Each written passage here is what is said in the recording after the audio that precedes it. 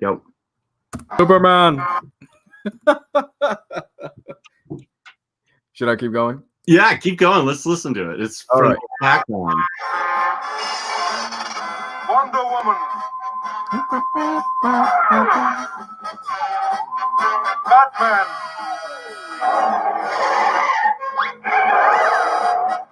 Aquaman. Aquaman. This was when Aquaman was lame and everybody thought he wasn't that great. He was talking to fish. Junior Super Friends. Wendy, Marvin, and Wonder Dog. Wow, I forgot about the Super Friends, the juniors. Were they the Wonder Twins? No. The Wonder Twins were another set. Oh, all right. And there's our demonetization for the week. There it is. Welcome to the show. I'm Omnidog from Omnidog's Vault, and here with my good buddy, Comics Guide 101's Lou. How you doing, buddy?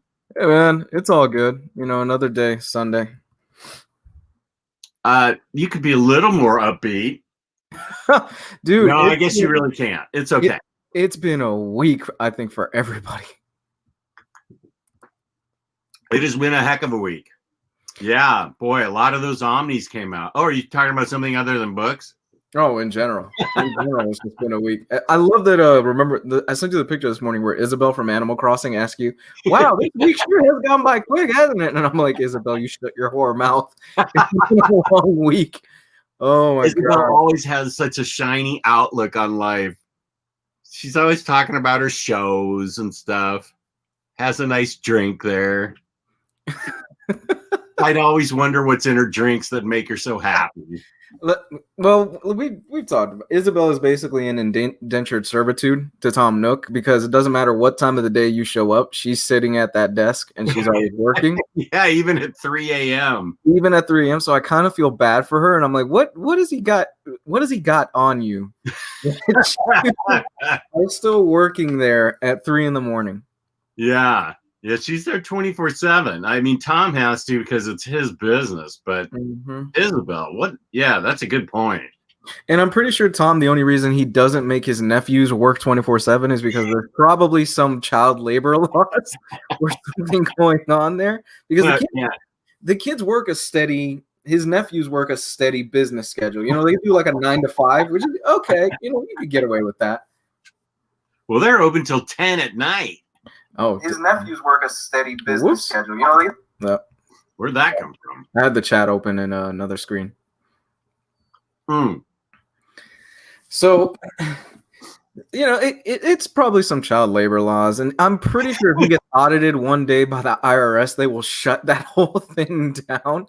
Yeah, like how it's my island, and I'm already in debt to him just for showing up on the island. Yeah. That was kind of a messed up thing. You show up to the island, he's like, "Oh, it's a getaway," and you can just show up and you can do whatever you want, and you get there, and you're already in debt. Yeah, it's a bit of a bait and switch. You basically got a tent and a cot and 2,000 bells in debt. Yeah, it's the video game equivalent of a timeshare. It really is, where you're just sinking money into something you're really not going to use that much. Yeah. Yeah, the house, now that it's completed and completely completed, I don't use it for anything but storage. Oh, wow. I have a haunted library in the top floor. It's got candles and books, fireplace. It's cobwebs. It's really great. My daughter designed it. Then in the basement, I've got a drive-in movie theater with little cars and TVs lined up. And they're the car beds that you can sleep in. So those represent my cars at the drive-in. Nice. But I'm not like my daughter. I'm like, she's constantly redesigning things. I think that's because that's the girl aptitude or attitude. I'm more like, okay, it's set, and now I'm done. Same. For the next 20 years, this is how this room's going to look. Same. Don't touch a thing. But you said your daughter has she's customized rooms for you and stuff like that in the game before, right? Yeah, she's, she set up the comic book shop. And now she wants to set up a record store which would be cool. Yeah. And then she wants to have a memorial to my mom. My mom painted teddy bears in the later part of her years. And so we've got a bunch of teddy bear watercolors by my mom. And so she wants to build a kind of a memorial to my mother on top of a mountain. Oh, wow. Full of teddy bears. So that's pretty cool. That's awesome. That is fantastic, man. Yeah, but it's my daughter that's pushing it. Yeah. I've already started thinking that I want to play Shenmue or Spider-Man. Like, well, now first we have to do the record store, and then we have to, terraform, and then we have to build your mom's memorial. I'm like, okay, Shenmue. This is starting to sound like real work for you. Yeah, but it did bond us throughout the whole pandemic in 2020, which was amazing. Yeah, that's one of the things that when we talked about our best of the year a few weeks ago, I was like, that game is going to be always associated with the pandemic, because that was the thing I think a lot of people got through that beginning phase of the pandemic because of that game. It was really a good bright spot for a lot of people.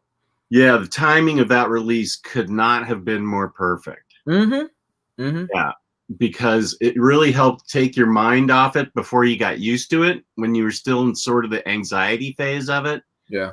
And now I'm in the, what phase am I in? I started my hermit phase fairly early, and I'm still in it. I'm not sick of not leaving the house. I am tired of not being able to see my daughter. So I do want to see my daughter, and that's probably what's going to make me snap at some point, but I don't know when. Right now I'm happy just staying at home. And I know that's a luxury for me. A lot of people have to go someplace for work. Yeah, that's ridiculous that you have to go someplace. It's stupid. It's absolutely stupid. Yeah. Especially after, because I don't know if, I don't think I ever mentioned it on the show, but I actually had COVID for about 2-3 weeks. My case was fortunately very minor. The worst I had, I think it was like 3 days, was the worst of it. Just shivers. I didn't throw up, didn't really have any other symptoms, just really hot and cold, ran a fever for one night, and had a bit of a runny nose. And that was the extent of mine. I was very fortunate. But I worked from home for 3 weeks, and I was like, why am I being forced to go to the actual school when I could just be doing this from home the whole time? I just think it's completely dumb. And it was just pointless. I think my fiance is in the same boat as you, where she's very fortunate, where she's able to work from home. And she's been doing so since, probably going on 6 months now. But at the same time, she's like, okay, I'm starting to go a little stir crazy, because she's been at home for pretty much 6 months working from there. So I can relate to you on that sense. Have you signed up to get the shot? Because I know my stepfather and mom did. I'm not, as far as Virginia goes, I am not in the first 3 phases. Okay. I wanted to write to them. Does it count if I get sick a lot? And my wife said that's not a category. So I'm down there. I think my wife and I don't know about my daughter. My daughter has asthma, but she didn't see it included in there. My wife is 65, so she'll be in the top. She'll get it before I will. I don't realistically. What is this? January, middle of January, almost. I don't see it till June. I can see that. Yeah, I can see that. I think there's a lot of people that are thinking, oh, the shots are coming out, we'll just get back to normal sometime this year. I'm like, we are not getting back to normal until, my guess, late next year or middle of next year. I 100% agree with that. Middle of 2022 is when things get back to the new normal, whatever it is. If people want to go to movie theaters, I don't know. Yeah. But I think you're right. It depends on if Biden he wants to push it out so that everybody gets at least one shot at first. I can't discuss policy because I don't know enough about it. But that might change where I am in the pecking order. Maybe if he pushes it out, I'll get a shot and wait 3 or 4 months for my next shot. I don't know. Yeah. I know my stepfather signed up right away when the list opened up here in Florida because he qualifies. He's high risk. He's over 65. So he signed up. He got his first shot, I think it was like 2 weeks ago, and his next shot is, I believe, sometime next week. My mom, she got hers a week ago. And I think she has to wait till next month to get her next shot. I haven't signed up for it simply because I'm young and I'm healthy and I pretty much already had it. So I think there's so much misinformation about it right now. So I'm not really rushing for it.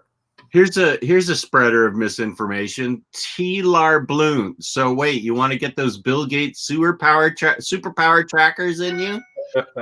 As a matter of fact, T-Lar Bloom already got his shot.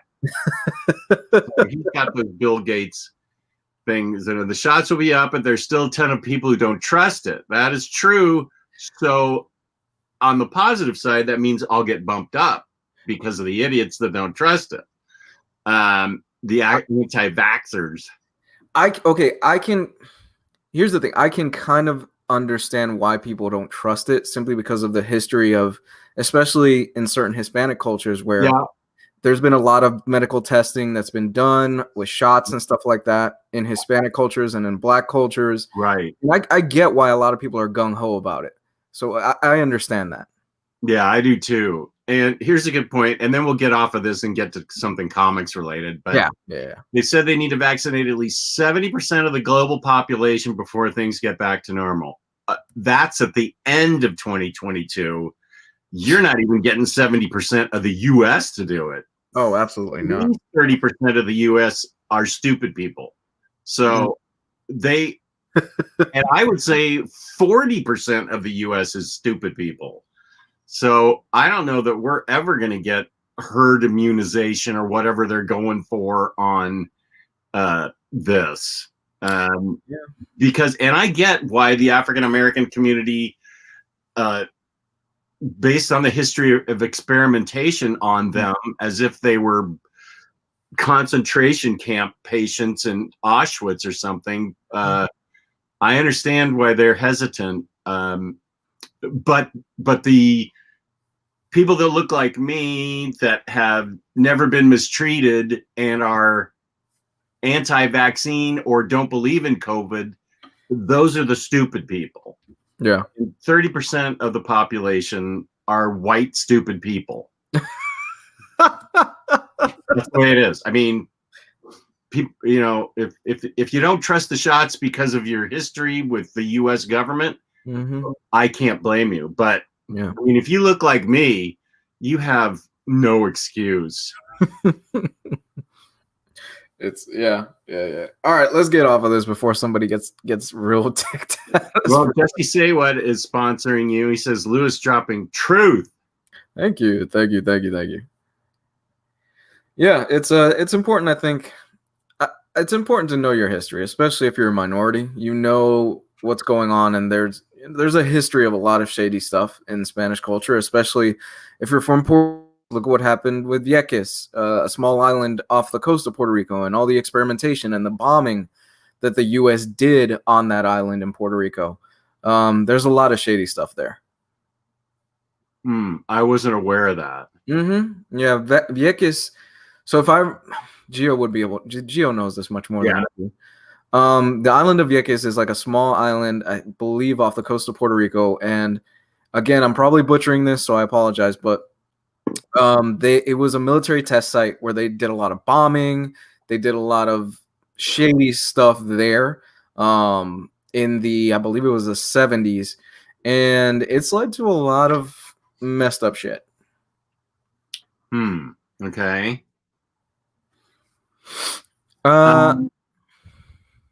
Let's see. Tyler Blunt says maybe then I can hang out with Luis this summer when I come to Orlando, since I'll have the full vaccine by then. Well, well, we've got a few friends that I have a few friends that are high risk. I'm not going to put anybody's stuff out there, but I have a few friends that are high risk, and they just have not been able to do anything since April. Oh. Nothing. They haven't been able to go out or anything. They're like, yeah, because they're afraid. They are genuinely afraid for what's going to happen. They've got a compromised immune system. So I think, like I said, we won't be getting back to a new normal late 2022, and whatever the new normal will be. Right. Whatever that is. Because I know we've talked about it on the show, but I am not rushing to go to a movie theater anytime soon. No, I'm not gonna be going to any ball games anytime soon. Oh, that kills you. I know how much you love baseball. I know. I would love to go to a baseball game, but it's gonna be a while.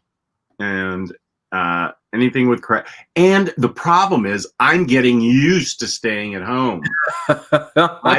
I'm not a social creature. I understand how this is hard on younger people. You know, I'm young. I want to get out. I want to get, party, see my friends. That I get it. You get cabin fever. I'm getting used to going out, and I'm afraid I will never leave.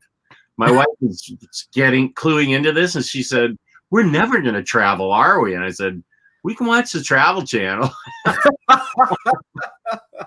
Well, my fiance and I, we're kind of homebodies, so for us, it's not too tough on us, but we are getting a little stir crazy where it's like, yeah, we kind of travel, we want to do something, and we're getting married at the end of this year, so we're like, well, what are we gonna do for a honeymoon? Well, yeah, who knows at the rate that things are going.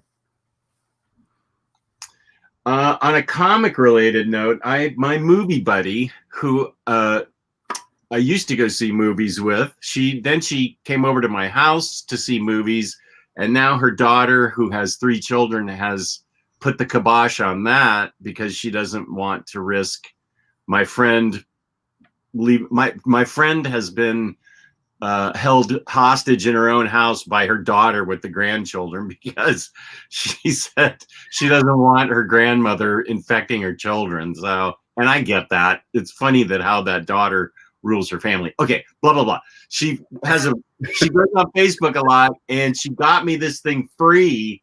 I don't even know the history behind it. It looks,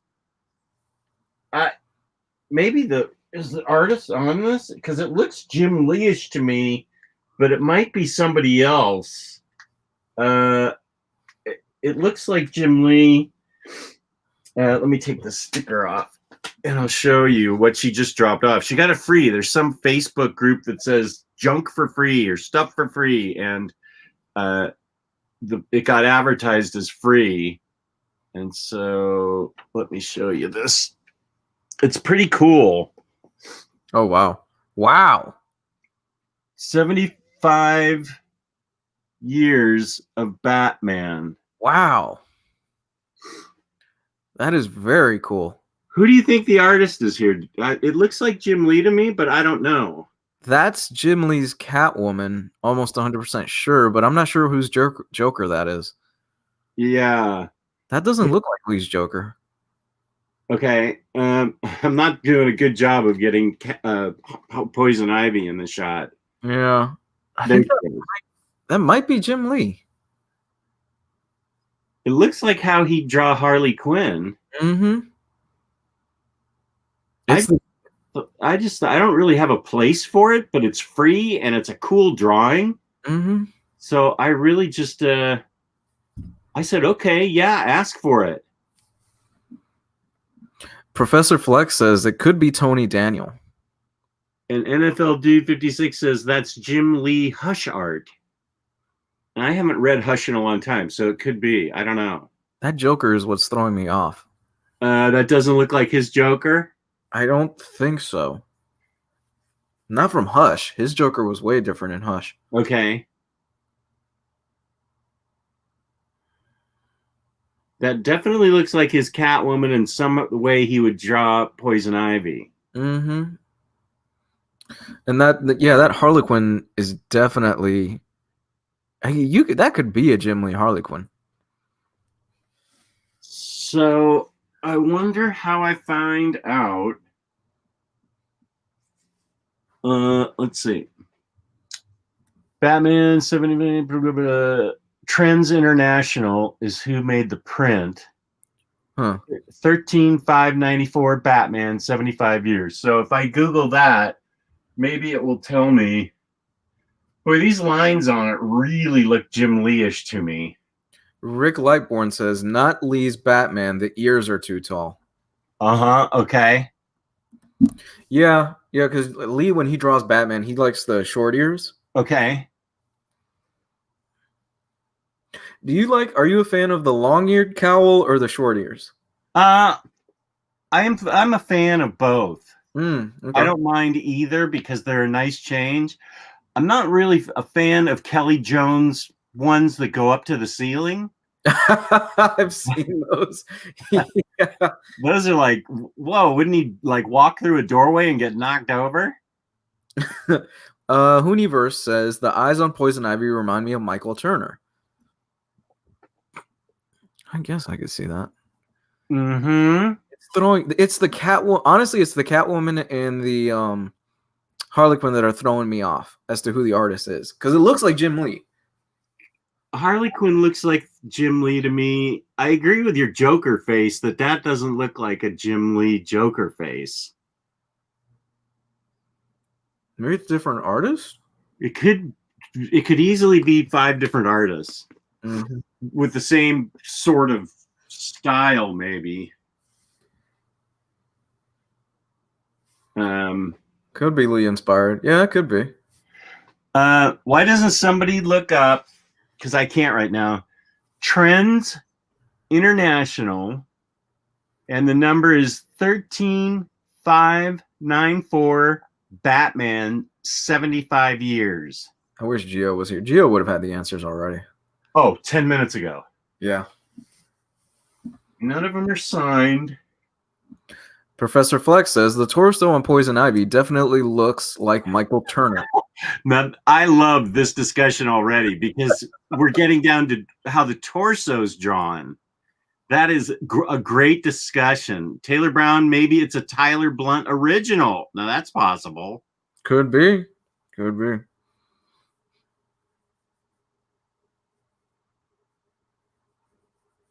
Okay, and now Michael Eamon says, does it look like Jim's?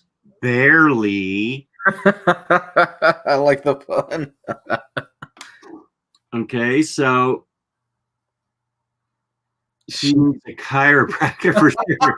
It's kind of an odd pose there. Yeah, it's. I think it's more of the rotation of where the belly button is and the head kind of rotated a little bit to the side in an unrealistic way versus where the rest of her body is. Yeah. If it was going to be anatomically correct, she would be her bottom half or her top half would be rotated a little bit more. Look where her head is in relation to her belly button. I mean, she is a plant, so I guess that works. She's look how far up her look how far up you have to go to get to her neck. Her neck's like over here compared to her belly button. I don't know that anybody can lean back and twist that way. Yeah, that anatomy is, damn it. Now I can't unsee it. That anatomy is completely off. Totally off. You know who was really bad at that? McFarlane. McFarlane's anatomy was That's how he was able to get Spider-Man in all those great poses. Yeah, his anatomy. They were impossible poses. They were, but it worked. And everybody loved that style, but his anatomy absolutely made no sense a lot of the time. Okay. Yeah, she's very strangely drawn. She has a very pretty face and impressive hair, but she's got a very odd torso. Okay, since nobody else did it for me, I'll do it. Flomo Fo says the appendix is the only thing that would fit. Yeah. You might be right. Let's see. Oh, my fiance and I, we sat down last night, and guess what we watched, Jess? Guess what you watch? Wonder Woman? Harley Quinn. Ah! Birds of Prey? Yeah, it's her first time watching it. She loved it. Oh, good. Yeah, she really dug it. That's great. Trends International. NFL dude says, I can't find this Phantom poster on Amazon or eBay. Okay, I went to Trends International, and I'll type in 13594 Batman. 135. What? Oh, 594 Batman 75 years. Okay.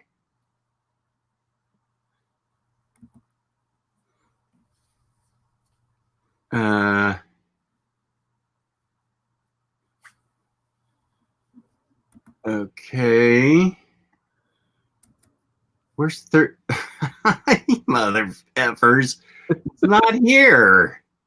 You might have yourself a gem there, man. It might be rare. But it had it had a place for it. That's ridiculous. Oh, out of print art. You never know, Jess. I don't understand. Okay. I don't want to spend too much time doing this. I did want to find out who the artist was on the poster. Mm-hmm.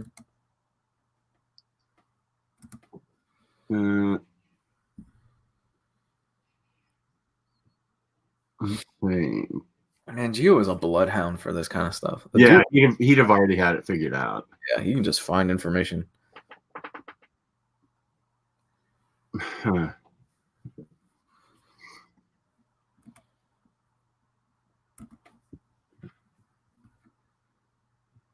Hey, Psycho Seb, we are doing well. Thanks, man. Hope all is well with you too. Was there an auction? Were we supposed to bid? No, you're not bidding for this thing. Maybe this thing is out of print. That's why it's not on Trends International's site. It might be. So if it's out of print, let's try what people Trends International. 13594. 13594. Man 75 years. Well, while you do that, Jess, where can we find stuff that isn't out of print right now? That would be InStockTrades.com. Thank you very much for reminding me, where you can get your collected editions up to 50% off. Loyalty discounts add 2% to that. At the end of the month, there's always a gift card from IST worth $50 that IST kindly gives us to give away to viewers like you from around the world. You only have to pay for shipping. Spend $50 or more on an order and you get free shipping, fabulous customer service, fabulous packaging. That's InStockTrades.com. And I heard through the grapevine, last week was an expensive one for a lot of people in the group. Oh, yeah. Yeah. I heard that there are a lot of people buying X-Men books. And there was one guy that thought he had ordered Donny Cates. What was the book? Guardians? Guardians, yes. There was a guy that thought he pre-ordered Guardians of the Galaxy. He went to IST to see if it was there, and it wasn't there. And then he went to a competing company, and it was there. And then he went back to IST after having bought it from that site, I mean, I was there on IST, and that person was me. So fortunately, I was able to cancel the other or the order. Whoops, it's been me this whole time. I'm sorry. I was able to cancel the other order and get it from IST. Lewis speaking with just Jess on screen is freaking me out. Yeah, sorry, I didn't mean to do that. I was I am trying to figure out who the artist is, and I lost control. That's all right. Lost control. That's all right. Thanks for getting me back on track, Trigonosis. Yeah, so I finally did get Guardians of the Galaxy. I don't own it yet. That's one of the few things I bought last week. That and Savage Conan. I did get an order that I will be able to show tomorrow of some amazing books that I made in November. And I threw in, just because I wanted them for the heck of it, a couple of Batman books, Legacy and Contagion. And those things held up my order for 6 weeks. Are you kidding? Yeah. And so I finally wrote to them and I said, hey, I don't care about these books. Just cancel those stupid Batman and send me the rest of the order, please. And so they did. And it came 2 days ago. It came like right after I sent the request. And I you'd think I'd know by now, but now I really understand. If you want a new book really badly, don't include anything that, just because it's on IST's site, don't include anything that is older by a little bit, or they're going to have to go find it in their warehouse and bring it back. And yeah, so I'm going to try and remember to never make that mistake again. Yeah, a word of advice is if you want something that's a little bit older, don't mix it in with your new order. Yeah. Because if it's really old and it's really challenging to find, that's probably going to set up your new order to kind of be delayed, because they have to find that old book to include it in your new order. So it might, the shipping and everything like that, but you'll get it quicker if you just do an order for all the newer stuff that came out versus something that came out like 3 or 4 years ago that is probably low in stock. Yeah. I learned that. Yeah. And this is just cranberry juice with club soda. It's not root beer or anything with sugar. So who's having a heart attack with my thinking it's root beer, Professor Flex, relax. It's mostly club soda with cranberry juice in for a little color. He said he gave up sugar, seeing that root beer is giving me the shit. Oh my god, I relate to him so much right now because I'm doing so I'm doing the Daniel fast right now because my fiance wanted me to do it with her, and it's the what now? It's the Daniel fast. Daniel? Yeah, it's based on the book of Daniel and stuff like that, where you give up you're giving up sugar, bread. Basically, you're just going straight hardcore vegan, and it's killing me right now. I told her I can't do hardcore vegan, but I will do fish, and so that's what I'm on right now. Oh yeah, I gotta have protein. Yeah, from plant, from animals. Yeah, I'm not. I don't think I could be a vegan. I can't.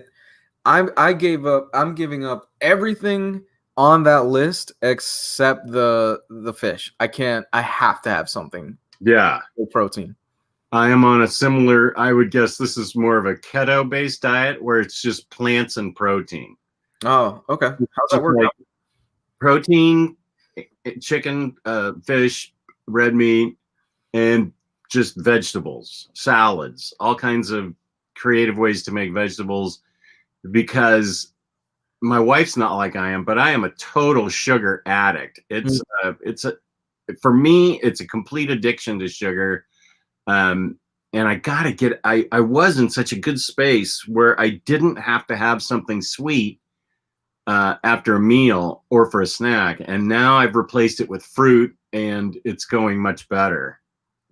The only problem is as soon as I cut into an apple, I have a 4-legged friend that is on my leg, immediately going, "Hi, Dad. Hi, Dad. Hi, Dad. Hi, Dad." I'm like, okay. Yeah, I'm not big on sugar and stuff, but you've seen my cooking. I love to cook. And Yeah. I love to barbecue. I love to cook red meat. I love to cook chicken. So this is really kind of tough for me, but it's only for like 18 more days. So I'm like, all right, well, this isn't too bad. Yeah, you're really creative in the kitchen. Yeah. So it's going to be a lot of fish, and I'm going to be fished out by the time this is over in 18 more days. Yeah, it was Batman Legacy and Batman Legacy #1, which is not out of print. I just think it's hard to find in their warehouse. And Contagion that I was waiting for. So I'll do a separate order for those and just say they can come in by the end of the year. I don't care. When somebody said something else.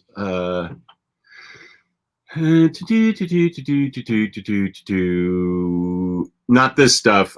This is the 50% less sugar. And don't start chatting and starting criticizing what I'm drinking, okay?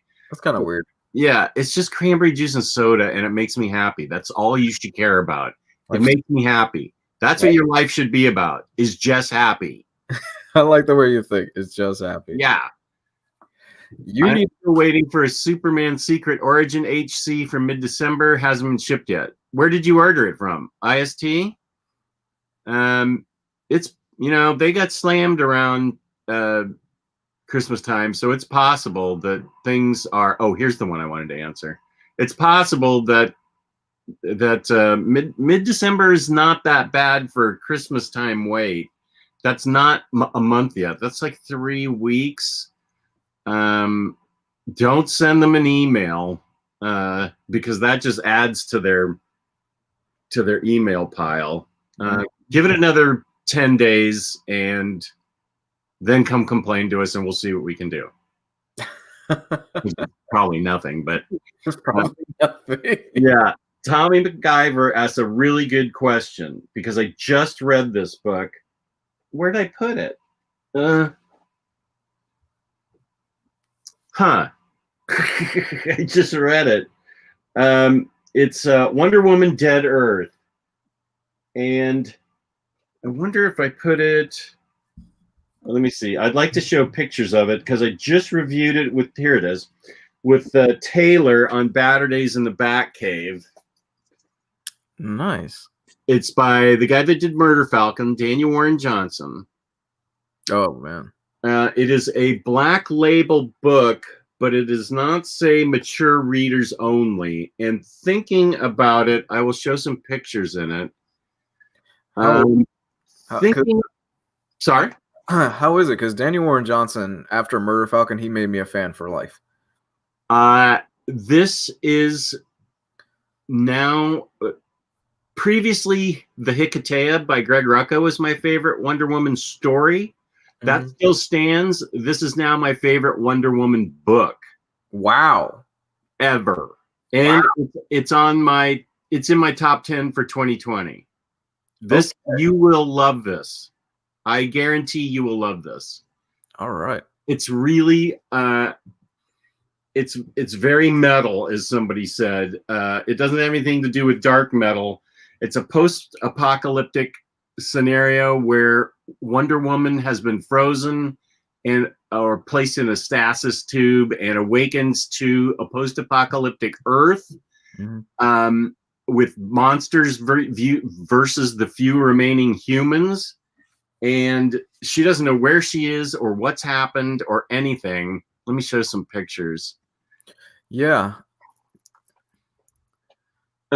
The few humans are being attacked by these creatures. There apparently are stories that a great fire occurred after some nuclear warheads were dropped and wiped out the entire Earth. There's very little left except survivors, and Wonder Woman wakes up to this. And what where she wakes up is very important, which they will show you, and I'm going to try and not show any pictures. I would say this is very suitable for a 15-year-old. There's no swearing, there's no sex, there's no over-the-top bloody stuff. I could have read this at 15 and been fine. Okay. I would say, Tommy McIver, that a mature 15-year-old should have no problem with this.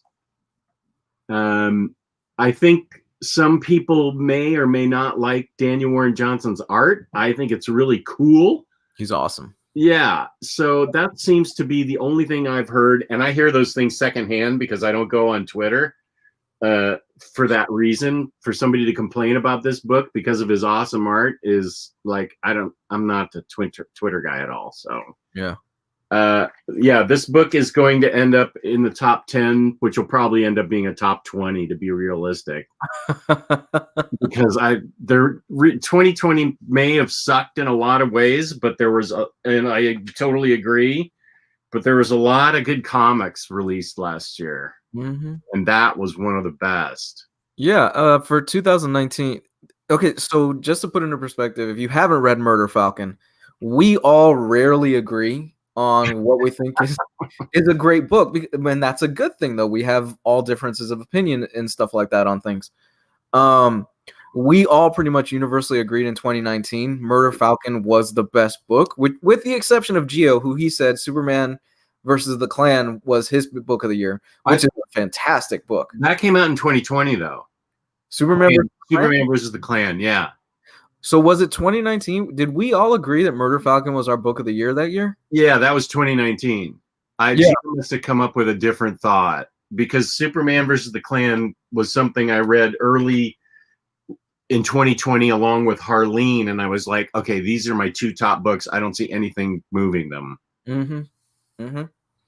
So it's very rare that we all agree on a book like that, and we all went, no, Murder Falcon is the book of the year. It was so fucking great, and it was such a lovely tribute to metal, and I cried at the very end of Murder Falcon when the big reveal happens, when you see who actually is Death. I was like, oh crap, that is awesome. You guys all read it and talked me into it. I was the last one to want to read it. For some reason I was reluctant to read it. I don't know why. It was 2 years ago, so I don't know why. But once I read it, I was 100% in your guys' camp that it was fantastically great. And Dead Earth is similar, that it's really, really well done. Very emotional. You care about all the main characters. It's a tricky subject that it's a tricky place he puts Wonder Woman in the book. And I don't want to say what it is, but he pulls it off, and it's very fun, compelling reading. And the only let's see, there was only one criticism, and I sort of agree with it. I can't see. Wait, where did that question go?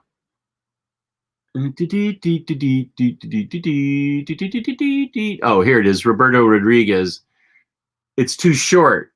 That's the one problem. It is kind of short. I could have used a lot more of it, but in the end, there's a lot of times where we go, this could have used some editing. Could have been cut down a little bit.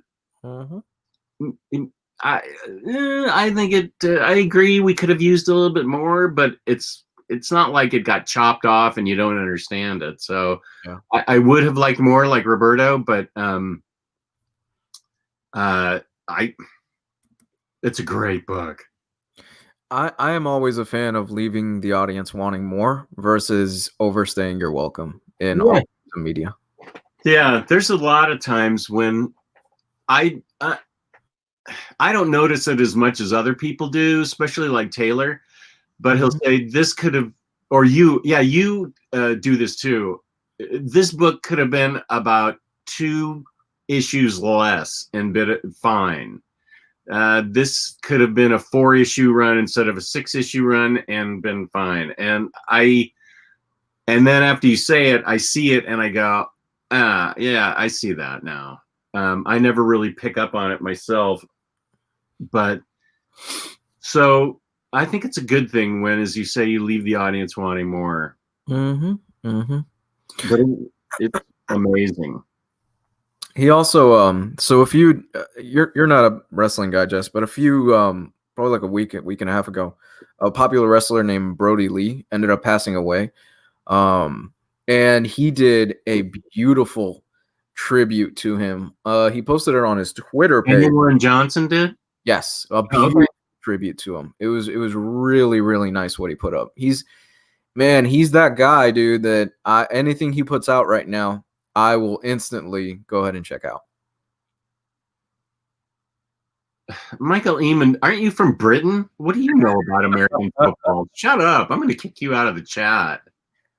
Hey, 6 playoff games today, man. Yeah. I'm happy to live for another week.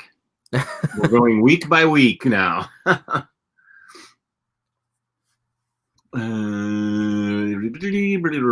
Oh, he's doing beta now. Oh, man. Jeff says that. Oh, look at Jeff's doggy. Hope that blows up. Art looks so metal. Yeah, I think everybody agrees he is metal as metal AF. Where are you from, Michael Eamond? You're not from America. I know that. I've seen you spell favorite.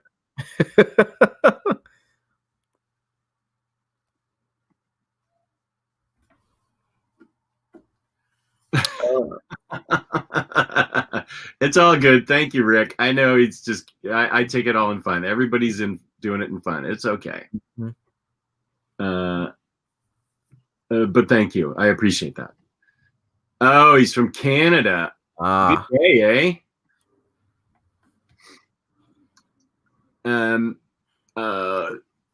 That's Zuma. He's 11 months old. That is a good-looking dog.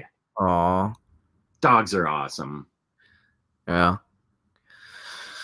My Boston she's gonna be 7 soon, so I'm starting to see her kind of slow down a little bit, not as fast as she used to be, but she's still got plenty of energy and life in her.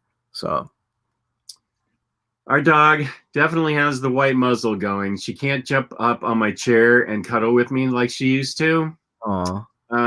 She's still as lovey as ever, but I think she's got some achy bones that are keeping her from jumping up on the couch to be with us.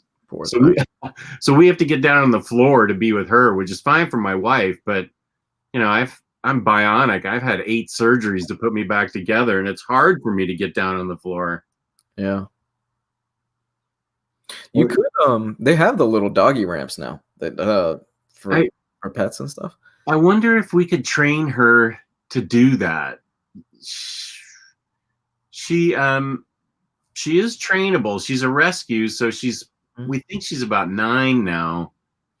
9 or 10. I guess we'd put her on a leash and put a treat up at the end of the ramp and lead her up to the treat. Yeah. I really loved it when I would have my lazy boy flipped up, and I was all stretched out, and she would jump up on the thing and just get in my face and roll all over me and lick me, and that was great. She's such a love bug. Jaff asked, any tips for a young... Oh, go ahead, Jess. Oh, okay. I thought it was safe to tease Jess about the Rams since they won yesterday. It is. I take everything you say, Michael, as a joke, and I'm just joking back. I appreciate the give and take. I rarely ever get upset, so I was just kidding. Make jokes all day long. It's all good. We all love comics. We all love each other. Peace and love. Peace and love. Mm-hmm. And what was it? Any tips for a young dog? Do they chill when they? Yes, they do. Yeah, I mean, you need to know your breed. I always tell people, know your breed before you go out and pick out a dog, because and I'm a strong proponent of this. If you really do need to know what you're getting into, because it's a dog. It's a living creature. And there are so many dogs that get abandoned or they get put in the shelter and stuff like that, because people get them over the holidays or something and they don't realize or they don't know, okay, this breed, like a blue heeler, you need to work out and you need to have a lot of space for a blue heeler, or else he will tear up your place. Or a Jack Russell Terrier. Those guys need room to run and work, as Lou says. Yeah, because there are certain dogs that they are hunting dogs or they're sheep herding dogs. And that's just bred into them. That is their instinct. So if you get a dog, please do your research on it. And I'm also a big proponent of getting one from the shelter, a rescue dog. Oh yeah, I'm a huge proponent for rescue dogs. I am too. And people tend to flock to the puppies, and that's great. But sometimes look at some of the older breed. Look at some of the older guys in there, because a lot of times if you get an older dog, you kind of don't have to do the training. You don't have to really go through the whole peeing in the house and pooping in the house and all that stuff and tearing up your furniture. I know my Boston, I got her, she was 4. So when I got her, she was pretty much set with the potty training thing, and we really don't have any accidents in the house. Yeah. The tips for a young dog, I would say, if you can, is walk them as much as you can. Take them on as many long walks as you can. You got to get that energy out of them somehow. If you don't have a backyard to play with them in, even if you do have a backyard to play with them in, you really need to walk them a lot, because they want to sniff everything and they want to check things out. When we had Archie, our little cockapoo, I would take him for an hour walk almost twice a day, almost all the time, because he had so much energy. But that was also part of the fun of having a little dog, is he would rip around and chase things and be nutty. And so we got a kick out of him. So,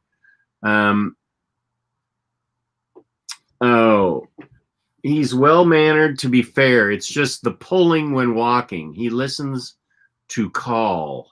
I don't know what he listens to call means, but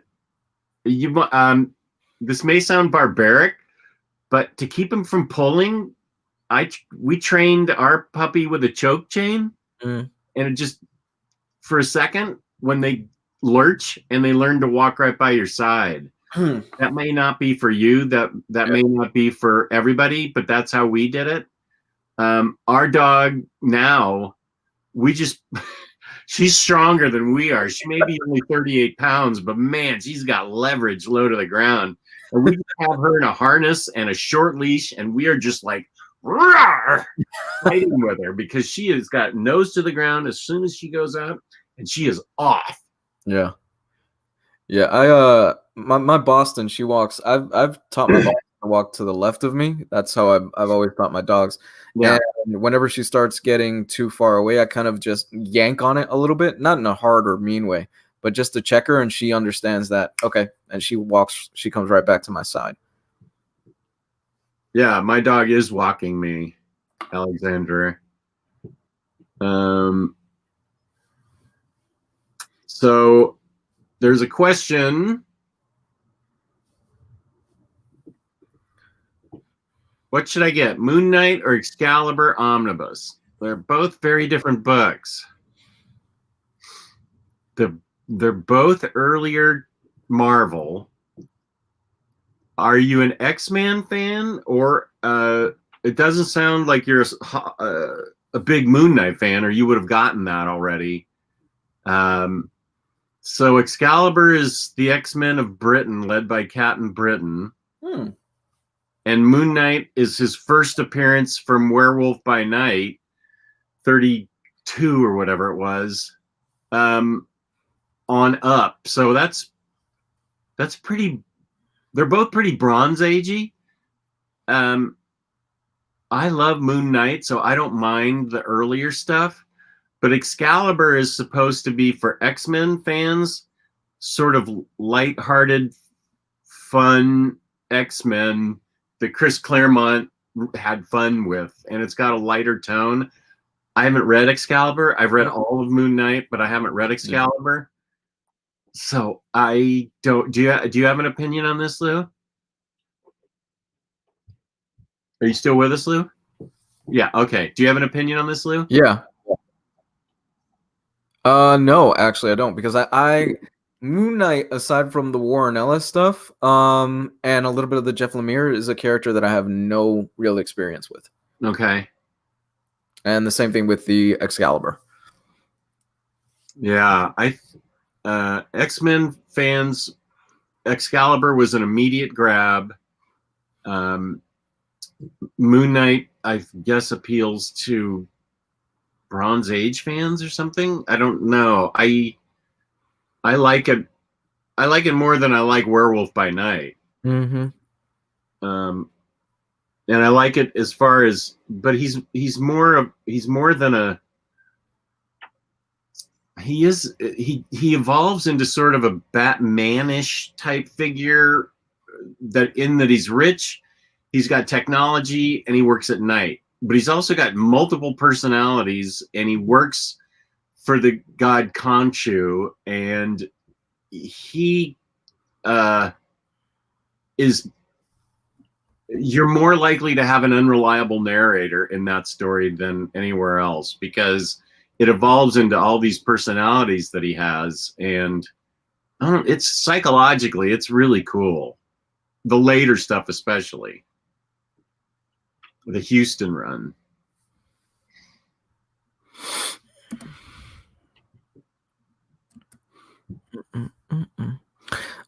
We wanted to talk about something else. There's a new hobby that you might be dipping your toe in pretty soon.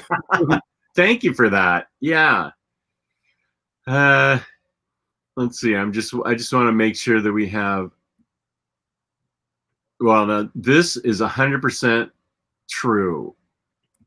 Only the most responsible and loving people should be allowed to have dogs. After all, dogs deserve more love than humans. I am not going to disagree with that at all. I 100% agree with that, and I knew my my ex's mom was a bitch when and I don't mean this lightly, when my dog, my Boston Terrier, never barks at anybody. Has never had a single problem with anybody. But for whatever reason, she hated that harpy of a woman. Hated her. My Boston is the nice. You could walk into my house, you could pick up my Boston, she will love on you. Whenever this woman, for whatever reason, my ex's mom would try to pick her up, my Boston would just go. Oh, that's funny. She tried to blame me for it. I'm like, she's fine with everybody else. I don't know what it is with you. And in hindsight, I'm like, good girl, good dog. Taylor Brown sends me the cutest pictures of his little, like 1.5-year-old son Sam with their big golden retriever, and he uses Sam like furniture. Sam uses Murdoch like furniture. He just lays on Sam. Matt, I'm getting Sam and Murdoch. Sam's the kid, Murdoch's the dog, and Sam just lies on top of Murdoch and just uses him for a pillow. It's really cute. Aw. Yeah. Let's see. Thanks for your opinion. I am a big fan of Bronze Age, so Moonlight's very interesting to me. So does Excalibur. Nightcrawler's my favorite X-Men, and I like the more lighthearted tone. Okay, good. You may be a candidate to get both. Isn't he leading an X-Men team in a new series coming up? Is he? That's what I think I read, that he's leading an X-Men team or something like that in one of the new spin-off series that are coming out of X of Swords or something along those lines. Oh, okay. Well, this next subject is one that took me by surprise this week. My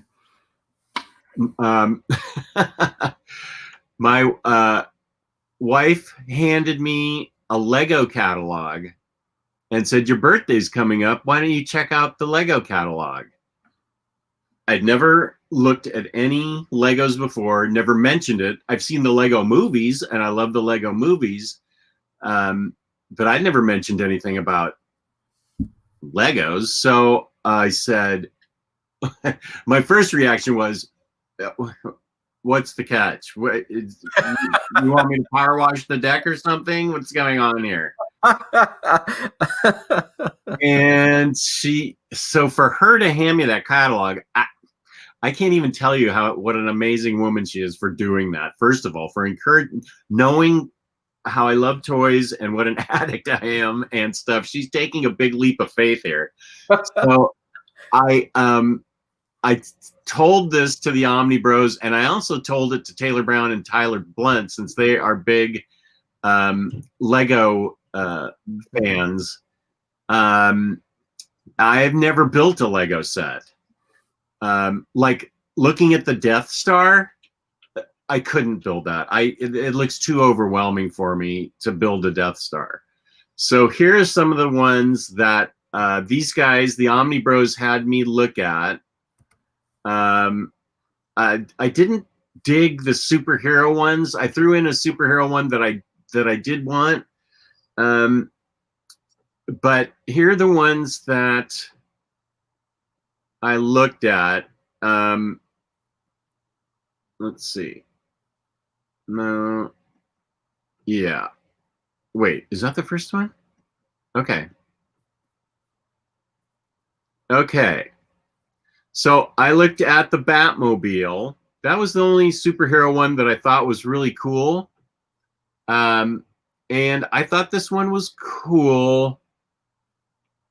But I don't know. It didn't really, and I think I saw it at the time. I saw it on Amazon and it wasn't too expensive. Or it may have been out of stock and it was way expensive. I can't remember, but I decided not to pick it. So I went to Star Wars. Here's the Millennium Falcon, which I would have loved to build, but it's $700 now. And that's like an eBay price. So it's sold out pretty quickly. And if I want to continue this hobby, I need to go in sort of low and grow it from there. I can't hit her up with an $800 box first thing, or she'll never let me play with Legos again. There's the strategy here. You got to work your way up to the yeah. Now this is the what is it? The Rustic Biscuit? What's the name of his ship? Razor Crest. Rusted Biscuit. I like Rustic Biscuit better. No, the Rusted Biscuit would be my ship, Jess. That's canon, by the way. The Rusted Biscuit from now on. This is the Razor Crest, the Mandalorian, now known as the Rusted Biscuit. So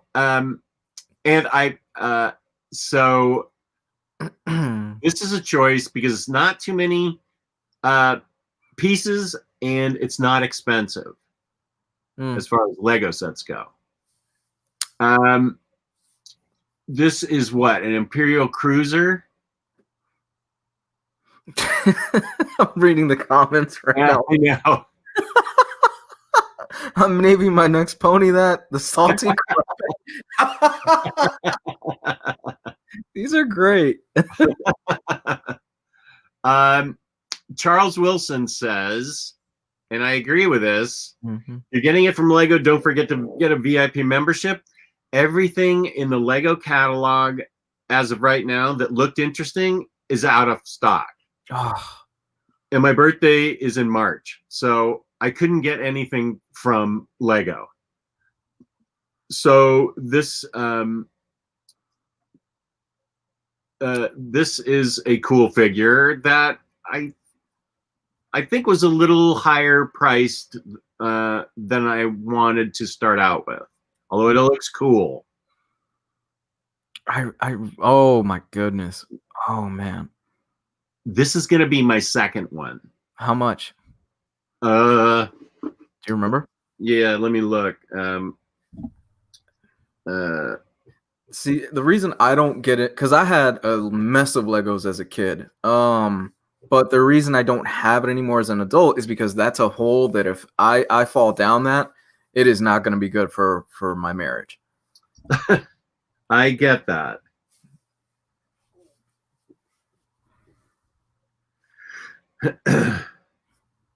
Okay, wait. I tried selling a little. That is awesome. That is badass. Let's see if I can get it. Okay, now there's an ATST for Mandalorian that's dirt cheap. Is this the same one? No, that's a heavy assault walker. That's expensive. Let's see. Where did I get that? Lego Star Wars Impressor Bacon. Come on. Ooh, that looks nice. And Lego collectors go hard for this type of stuff. They go Lego collectors. If you ever get a chance and you can see like somebody's Lego collection, somebody who's hardcore into it, it's ridiculous. I bet. I can see why. Let me try Lego Star Wars. Okay, come on. It's always difficult on the phone to replicate what you can do on your laptop. My fear is if I were to get something like the Death Star, if there's a missing piece. Oh, I'd be so mad.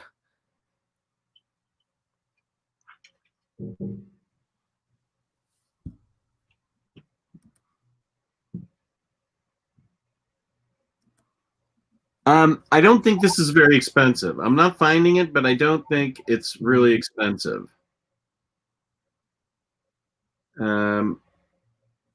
Let me see. Lego Star Wars. Oh, Lego will send you missing pieces. Oh, I didn't know that. That's cool. Oh, it sounds like we've got some Lego heads in the chat. And Jess, your local Target may have it. That's what Omnibros said. May have what? That the AT-AT.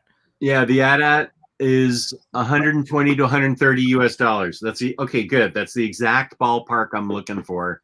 Omnibros, here's the issue. That means I have to leave the house. I'm not doing that. That's true. And it's supposed to be a birthday present, so she's supposed to do it. So I need to make it easy for her. Okay, this is my next one probably then, if it's only that much money. Then I looked at this. Nice. Yeah, that was cool. I'm sorry I couldn't get a bigger picture of it, but this was really cool. Okay, wait a sec. Let me fix that one. I know the next one you're gonna pull up. Let me fix that one. Yeah, man. The Lego collecting thing is there's a lot of hardcore Lego collectors out there. And you're gonna pay an arm and a leg for some of those rarer stuff that was already pretty expensive. Well, I don't have a high res picture of this. So we may have to just do the best we can with it. Can you zoom into it? I did try zooming in, yeah. This is the last one we looked at? Okay.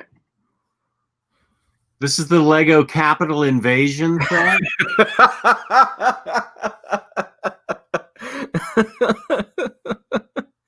This is so funny.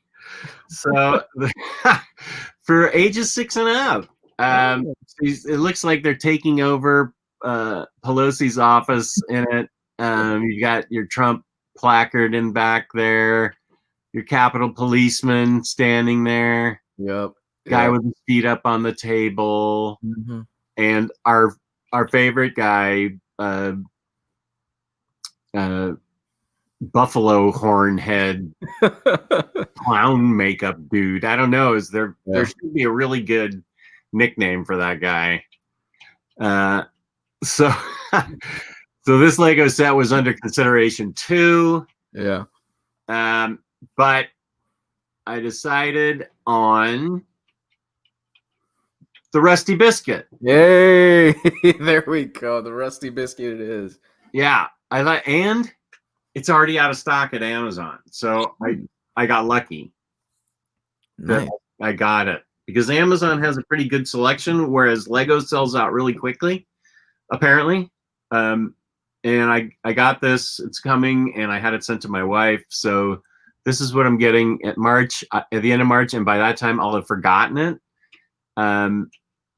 So this has everything I want. Not 5,000 pieces or however many. I mean, there's that Death Star must have been. How many pieces would have been in that Death Star? Oh, I could look that up right away. Okay. Oh, Saz Murph. He's soon going to go by. Wait, he's soon going to go by Convict. Me, the Rusty Biscuit. Yeah, they've gotten a lot of those guys. The popular ones that they've made memes out of, a lot of them have already been arrested. I'm like, wow. Oh dear. Yeah. The 30 biggest Lego sets ever. Okay, so Coliseum set is. Oh.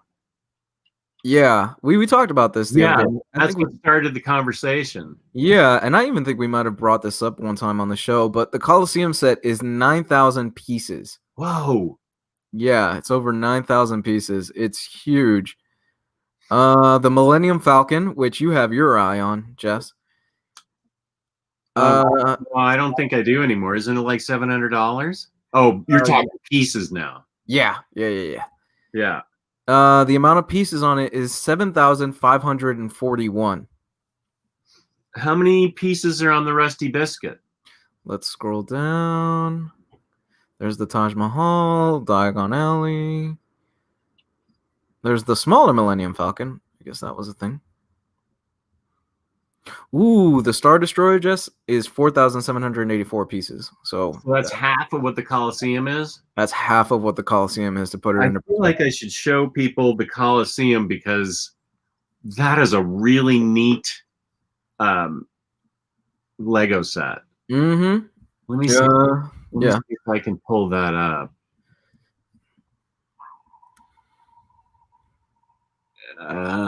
While you're telling me about pieces, keep going.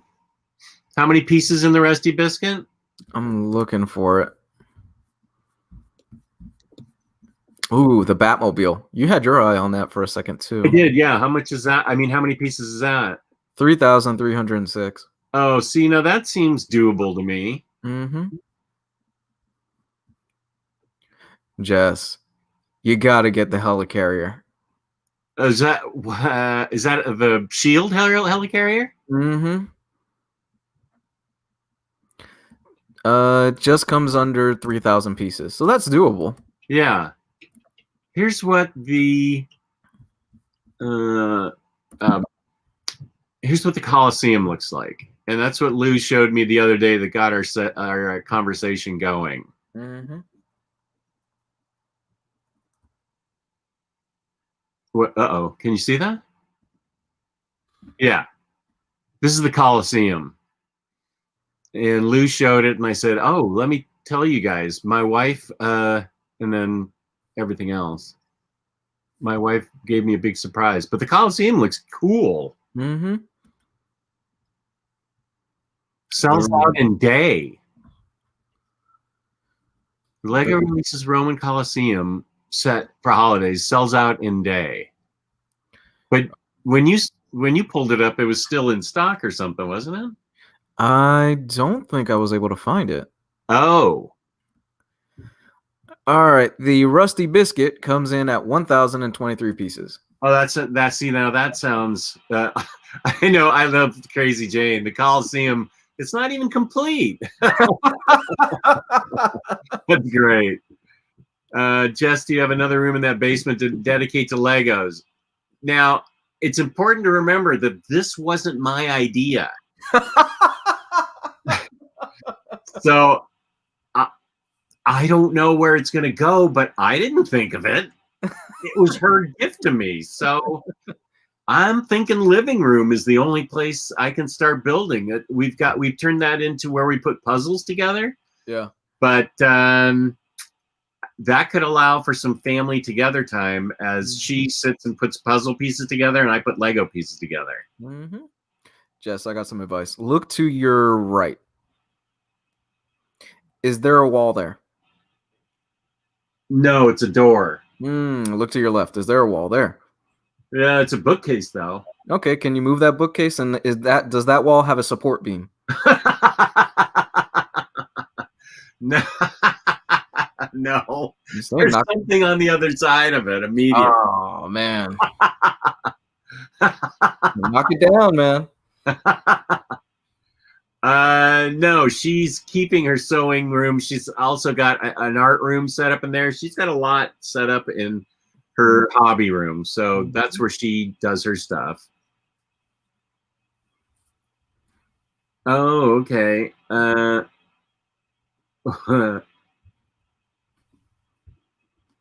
Just if you're interested, Fox had a Lego competition show in the spring summer. Might get you some ideas as there was a Star Wars episode. Okay, thank you. That's interesting. I do want to. I don't want this to be a thing that gets me hyper to get other things, and I want to get a set and have fun building it, and then move on to the next one. I don't want to get in this FOMO type of thing with it. I want it to be just fun. It is the Rusty Biscuit. I couldn't think of the name. Yeah, I don't need another diction, says Murph. I just want it to be fun, and then if I am into it, I'll move on to something else. But I'm excited for it. Here's the thing. I think because by nature, if you're a collector, once you start going down a certain rabbit hole, and you really fall in love with it, you want to snatch up just about everything that's associated with it. And I think that's just the collector's mindset, though. Yeah, I know. Here's a good comment. I don't want this to be a thing. I have shown great restraint when it comes to collecting in the past. Just never. Super accurate. Yeah. So that's my next birthday present, the idea that came from my wife, and that's pretty exciting that she's enough into my collector mentality and a love for kid things that, although I think lots of adults are, obviously from this chat, tons of adults are into Legos too. So, and I loved the Lego Movie 1 and 2. Batman Lego was great. What other Lego movies are there? I haven't seen Ninja Go-Go or whatever it is. Yeah, the two Lego movies are great. The Batman Lego movie is great. Yeah. What other ones are there? I'm not sure. Yeah. So that's what I'm into in a month, 2 months. The end of 2 months. The end of March is when, and I think it will be, my progress will be noted probably on Instagram. That would be the easiest way for me to note my progress. The only downside is if you ever step on a Lego. Yeah, that's what I've heard. Oh, there is a special pain in hell for stepping on a Lego. It is bad. That's what I've heard. It sucks, man. Yeah, I didn't want a big one because I've never put one together before, and the idea of that many pieces, I'm not a big puzzle person anyway, so I didn't want something too big and intimidating. The thing is also the instruction. Now, it could have changed because I haven't gotten a Lego set since I was a kid, but if I remember, the instructions were like IKEA style instructions. There's no words. It's just pictures showing you how to put it together. Okay, and were they clear enough to you as a kid to keep you in the right direction? Yeah. I mean, I built multi-thousand piece Lego sets as a kid, and I was perfectly fine. I had all 3 of the episode 1 pod racers as a kid. Oh, those were awesome. I love them so much. Yeah. Okay. I'm thinking that may have been the only fun part in the first trilogy, the pod racing. Mm-hmm. I don't even remember why they did the pod racing. Why did they pod race? Why did he have to win? Did he need money? I think that if I remember Qui-Gon, I should know this because I saw these movies earlier last year. Qui-Gon bet on him winning in order to get money for, I think, a part that was broken on their ship. Oh. Or something along those lines. From that hut that spoke Brooklyn type English? Yeah. You're right. The pod racing was really the only cool thing about those movies. That and obviously the Darth Maul fight at the end versus Qui-Gon and Obi-Wan. And he was a slave. He bet Anakin out of slavery. Okay. Oh, okay. Yeah. Okay. Yeah, I think a lot of people these days have rose-colored glasses for those films because they're not that good. They do?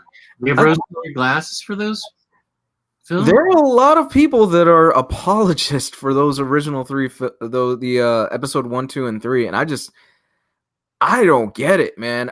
I will say the third one of episode 1, 2, and 3, the prequels, is actually pretty good. The third one of the prequels is really... I like the third one of the prequels. It was only cool when James Earl Jones said his Darth Vader thing for like 5 minutes at the end of that movie, and that was it. No! And what is thy bidding, my master, or whatever. That's it. Oh my goodness. I would love to have all that time back that I spent in the theater with my daughter seeing that first one 10 times. But I got her into Star Wars, and she knows the difference between good and bad, and she is huge into Star Wars, so it's worth it. You saw it 10 times? At least. She was in... What grade was she in? What year did that come out? It came out in the late 90s, right? She's my age, so I want to say 99. So probably. So she was 8. So that was 3rd grade for her. Yeah, that sounds right. Yeah. I would say I indulged her, and we went at least 5 to 6 times solidly. And it's funny because at first I really liked it because I hadn't seen any Star Wars since Return of the Jedi. Mm-hmm. And the more I saw it, the more I started getting angry.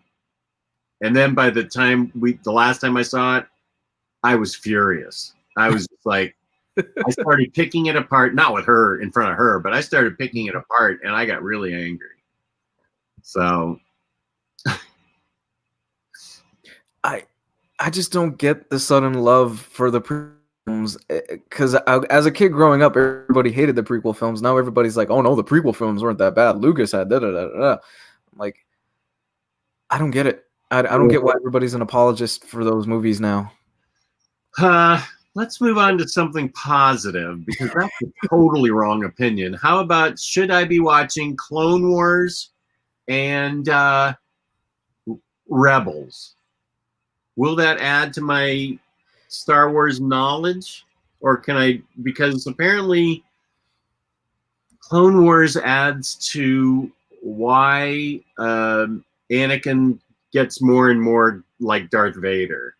Yeah, that I have not seen Clone Wars, or I haven't seen any of it. Okay. Geo says it's very well worth watching, because it does flesh out Anakin a lot more, and it does flesh out a lot of the side characters, and especially now with Filoni, that he's kind of show running with Favreau, the Mandalorian. Yeah. They're bringing in a lot of those characters into the Mandalorian and stuff like that, so it helps if you've seen that stuff. Okay, that's where Ahsoka comes from, right? Mm-hmm. Mm-hmm.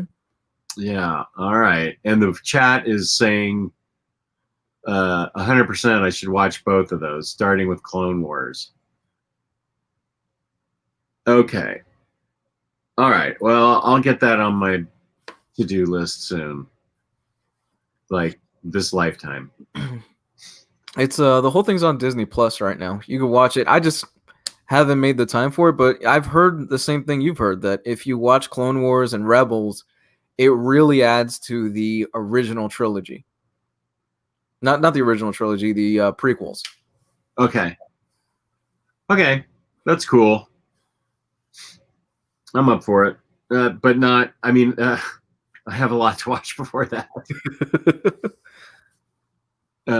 So one thing you can get is collected editions for 50% off, almost up to 50% off, plus a 2% loyalty discount, and that's InStockTrades.com, our fabulous sponsor. And they always give us a gift card at the end of the month, which is an amazing thing and very generous to give to a lucky viewer from anywhere. Let me think, what else? $50 or more in an order gets you free shipping in the United States. Fabulous customer service, fabulous packaging. That's InStockTrades.com.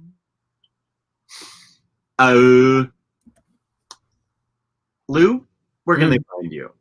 You can find me at Comics Guide 101 on Twitter, and you can find my archive of old videos that some of them are actually still really relevant at Comics Guide 101 on YouTube.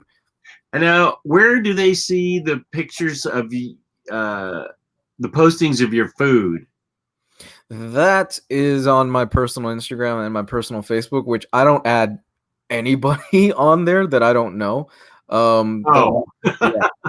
Gabe is the same way as I am, where we don't add anybody on our personal stuff unless we absolutely know you. The last guy I added was Joe Goose, simply because I love Joe Goose. He's awesome, and he's a really nice guy. So I must be part of that because I do get notifications for you posting stuff. Mm-hmm. I see a lot of your food in the OmniBros chat, which is, it's always amazing. Mm-hmm. So you can find me on Omnidog's Vault on YouTube and Omnidogs_Vault on Instagram.